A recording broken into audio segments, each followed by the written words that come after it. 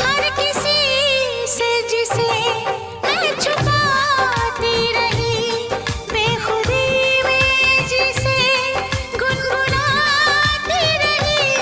हर किसी से जिसे मैं छुपाती रही, बेखुदी में जिसे गुनगुनाती रही। मैंने तन्हा कभी जो